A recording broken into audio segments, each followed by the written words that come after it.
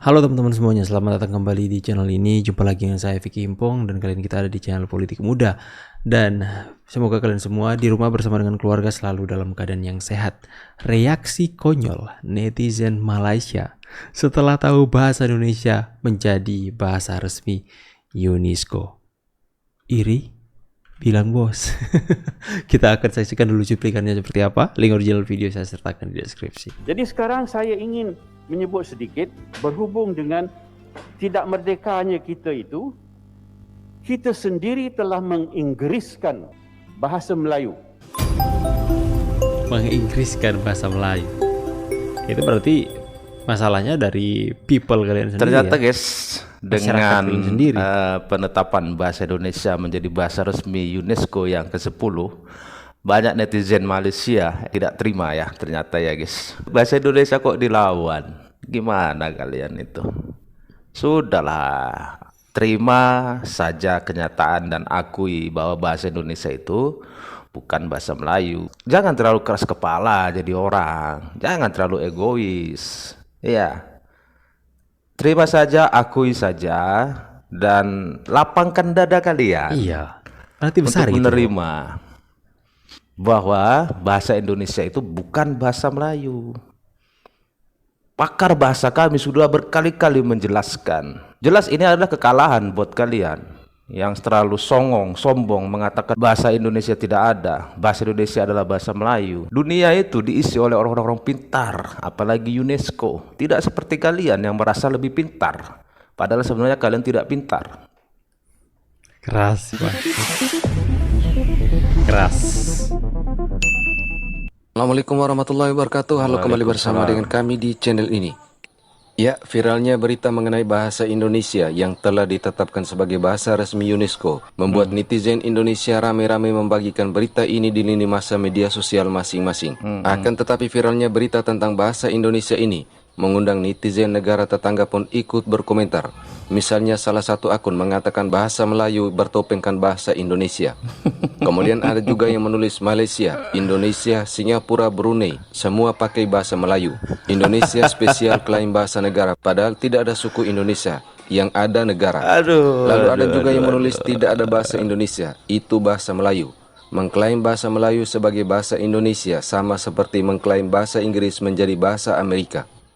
Dan masih banyak cuitan-cuitan netizen negara jiran yang sepertinya tak terima dengan kenyataan bahwa bahasa Indonesia menjadi bahasa resmi salah satu badan PBB UNESCO. Hal ini kita ibaratkan orang lain yang merancang dan membuat tungku api, tetapi yang merasa kepanasan orang lain. Ya, Atau juga dapat dikatakan orang lain yang membuat es, namun yang membekunya juga orang lain. Lalu bagaimana eksistensi bahasa Melayu yang menjadi bahasa kenegaraan di negara jiran? Lucu lah orang-orang ini ya, mereka ini ya. Sampai dibilang tadi ada kata-kata tidak ada suku Indonesia. Itu tuh Orang karena kalah terlalu itu pintar. seperti itu ya guys ya. Banyak sekali buat alasan ya, buat cerita Enggak, untuk Bang, itu terlalu menutupi pintar kekalahan. sih mereka Seperti ini. itu. Sama dengan orang malas. Orang malas itu banyak alasan. Coba kalau kita ada orang menyuruh orang, kerjakan itu dulu. Tar dulu bang, ini masih ini. Karena malas. Ya seperti itu orang-orang Malaysia ini, malas menciptakan hal-hal yang baru, Main klaim. pintar mengklaim. Nah, Ini akhirnya Sabar, kalah Bang, pun sabar. banyak alasan.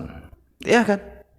Seruan-seruan seperti yang disebut oleh Allahyarham Tan Sri Said Nasir, mari kita terus perjuangkan bahasa kebangsaan. Inilah dewannya yang beliau proklamirkan itu, dan kita pergi ke Padang Merbuk sebelah sana juga memperjuangkan hal itu. Menjawab soalan ini, adakah kita merdeka? Pendek saya jawab, tidak. Boleh kita dikotomikan kepada dua agaknya. Satu ialah bahasa Melayu asas. Satu bahasa Melayu sebagai bahasa kebangsaan. Apa sebab tak merdeka? Pertama, beribu istilah yang datang menerusi perniagaan, menerusi interaksi, menerusi komersial dan dagangan lain diterima masuk. Baik. Tak salah kita ambil istilah-istilah itu, tetapi bila tidak ada tapisannya, prosesnya dan juga tertibnya, maka kita jadi penutur cacar merbak. Jadi sekarang saya ingin menyebut sedikit berhubung dengan tidak merdekanya kita itu, kita sendiri telah menginggriskan bahasa Melayu. Tentang soalan yang ditanya itu tentang saya kira kita gagal dalam beberapa aspek pembentukan negara bangsa.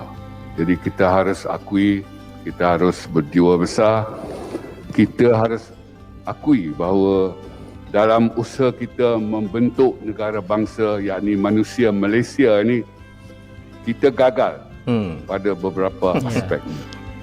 Kalau kita lihat di Indonesia, mereka begitu berjaya sekali menyatu padukan warga negara yang dianggap sebagai berbeza-beza.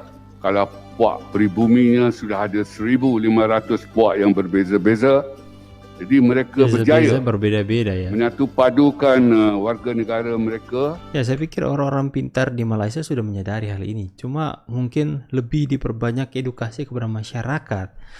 Diperbanyak diberikan pengetahuan soal bagaimana itu bahasa kebangsaan itu akan menjadi berkembang dan lebih besar itu jika masyarakatnya itu mencintai bahasa itu sendiri.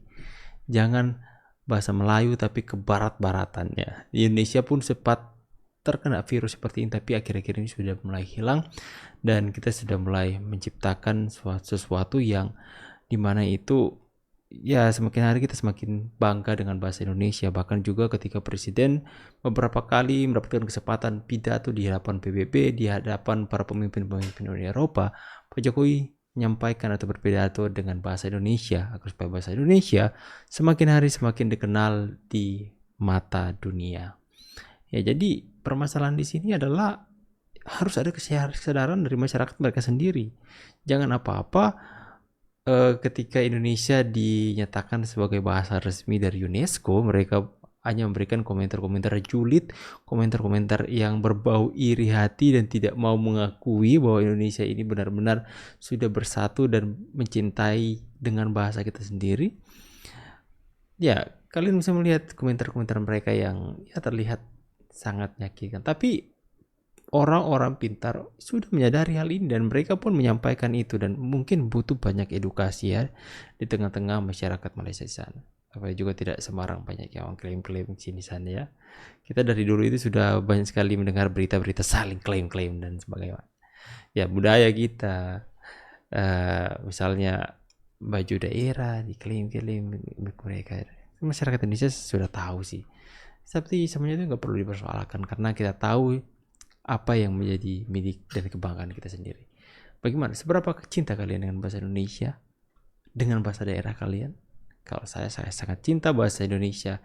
Saya cinta bahasa Manado. Saya cinta bahasa Sangir, Siau, Tagulandang. Dah. Oke teman-teman ya, saya pamit dulu. See you in the next video and God bless. Bye guys.